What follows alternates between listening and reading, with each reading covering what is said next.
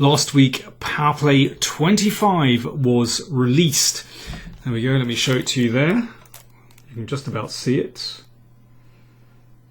Now, that's called Power Play 25, Popular Queen's Pawn Openings, a Repertoire for Black. So this deals with all those annoying sidelines that white sometimes plays with d4. They're very popular, not just at club level, but in the elite level now. So, for example, there's the Trompovsky, Bishop g5. That's a system I cover. You can also arrive at that via this move order. I also look at the Koller-Zukertort variations that start with e3 and then Bishop d3 and so on. I also look at the Veresov variation with Bishop g5. Also the Jabava variation, that's a funny mix between the Veresov and the London system, which Bardo Jabava has been playing recently. Tricky system, but, well, actually we have nothing to fear from that if you know it well. There's also the Black-Mar-Dima Gambit, which is still incredibly popular at club level. That goes like this, and so on. I've got a good antidote against that. And of course, the London system is one of the main topics that I cover. I should emphasize this is all from Black's viewpoint. And the systems that I recommend all fit in with my repertoire, which is based around the Queen's Gambit decline for Black. So Power Play 23 and 24 were all about the Queen's Gambit declined and also the Catalan. So Queen's Gambit declined is that, of course, Bishop g5, also Bishop f4, and the Catalan, that was Power Play 24. So it fits in with this repertoire. So the London system, let me just tell you a little bit more about this. Very popular at the moment. And the system that I'm recommending, so here's basically the starting point of the London system. And now the main line is with Bishop d6, which is certainly not at all bad for Black. Not bad at all. But I think it's when you're playing against these kind of systems where white kind of has a very fixed idea of what he wants to do, you know, very often Bishop d3, knight e5, try and play for an attack on the king side. I think it's psychologically very good to try and cut across your opponent's plans. So the system I'm recommending against this is what Wesley So played against Anish Giri in the London Chess Classic 2016, which is this system, just to take on d4 and then knight h5, a very surprising move. Now Giri did not react well against this. He played bishop g5, but after f6, well, I mean, this is really what Wesley wanted. It turned out very well. I cover that in detail on the DVD. Bishop e3 is probably a better move because f6 actually helps Black.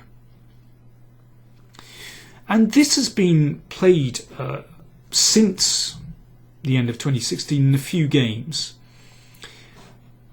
So now bishop d6 and knight e5. So that's tricky. So the queen threatens the knight. So there's no need to move the knight back straight away, just g6. Actually, that knight can be useful looking at the f4 square. Knight f3.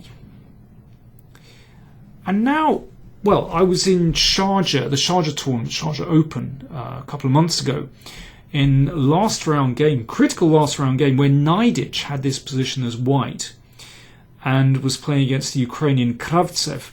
Now here Kravtsev played queen c7, well, which led to a really wild game that Kravtsev probably should have won with Black, but it was a crazy game. Naiditch simply offered a pawn with bishop e2. But this position was also reached in a rapid play game in the Pro Chess League. In the game between Wesley So as Black, he repeated this system, and well, he was playing against a much weaker player, an amateur called Matt Zavortink. I just wanted to show you this game very quickly because I think it shows the ideas of this system very well. Instead of queen c7, Wesley didn't mess around. He played castles kingside. And after bishop e2, he just played f6, so he gets rid of this important knight on e5. If the knight drops to d3, then black seizes the initiative with e5. It's already looking very promising, rolling forward in the middle. So white took on c6, but this strategically, just from a positional point of view, this really helps black, because now, that pawn has moved from into the center, and that helps black to push forward with e5. So after queen d2, e5 happened, and suddenly black's got this wonderful pawn storm rolling through the middle of the board, and already this looks very promising. So the knight dropped, and now black just wants to roll forward with f5, so f3. Queen c7 from Wesley, hitting the pawn here. And now white, quite understandably, wanted to close the position with f4. He should play g3. Now, perhaps not very attractive because it allows the bishop into h3, and after something like this, well, black could take on f3, but you could also just keep that central position. White, I think, is worse here. But that's what white should do. Instead, white closed it with f4. And this is now just wonderful for black. And black can play on either side of the board. g5 is a very tempting move indeed. Threatening this pawn, and if g3, then one can simply take here and take here, just king h8. And because white is tied to the defense of f4, then black has a very strong attack here. It's just rook g8. But Wesley just played very calmly, actually. He played a5. So what he wants to do is advance here and just hit that pawn on b2. Very difficult for white to get out of his difficulties here. This is what happened. c4, bishop a6. So the problem with c4 is that it leaves this pawn ultimately very weak. So black has a very simple plan of exchanging here and just bringing the rook over and hammering down the b file. b4. And now rook a3. Really nice move, looking at the bishop. That pawn on a2 is also very weak indeed. And now, well, if the bishop retreats, then just rook b8 stops white's rook coming to the b file, and then queen here. Dreadful position for white. Instead, white played a4, and that allowed this little tactic straight away, so black is just winning. But in any case, white was positionally bust there. So there we go. This system with knight h5 still standing up very well, actually. And I think we're going to see much more of this system.